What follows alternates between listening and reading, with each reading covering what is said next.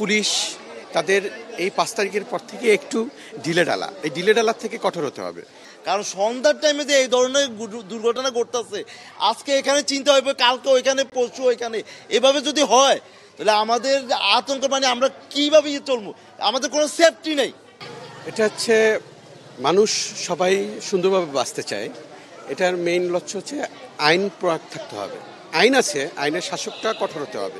সেটা হচ্ছে সোসাইটির একটা আইন আছে, এই সোসাইটি একটা মানুষের সোসাইটিতে কেন থাকে, নিরাপত্তার জন্য।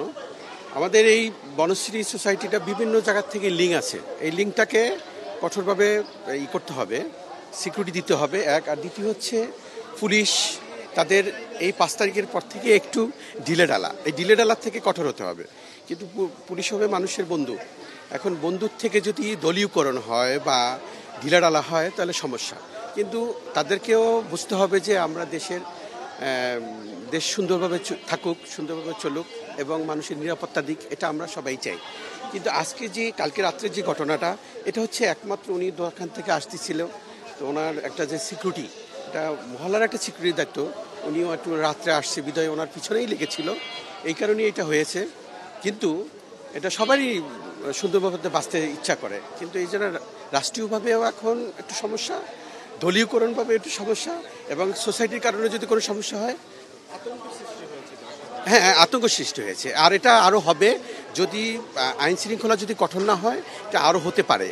আর এখন তো মনে করেন কোনো দলীয় একটা শাসন নাই, যে একটা নির্বাচিত সরকার নাই, যে এই কারণে একটা করবে। এটা একটা সুযোগ পেয়েছে, যারা সুযোগ পেয়েছে তারা করতেছে, মাঝখানে কিছু করতেছে।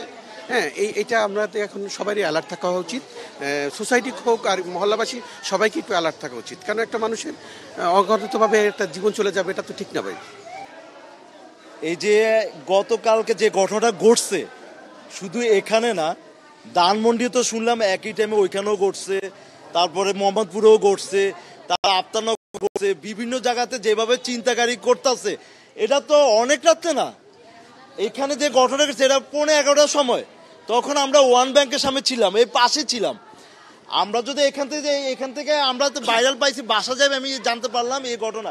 এখান থেকে একটা মহিলা চিক করে দিল, বলতেছে এবার বলে দিই, কিন্তু একটা মানুষ বাইরে হইতে আমি দেখি নাই। যদি সবাই যদি বাইরে হইতো তাহলে এদেরকে ধরাটা ওদেরকে ধরার কোনো ব্যাপারই ছিল না। এবং এখানে সোসাইটি আছে, পুলিশ আছে, এই পাশে পুলিশ পারি, এবং সোসাইটিও সাথে, সোসাইটি কি গার্ড দিয়ে সিকিউরিটি, এটা কিছু বুঝতেছি না।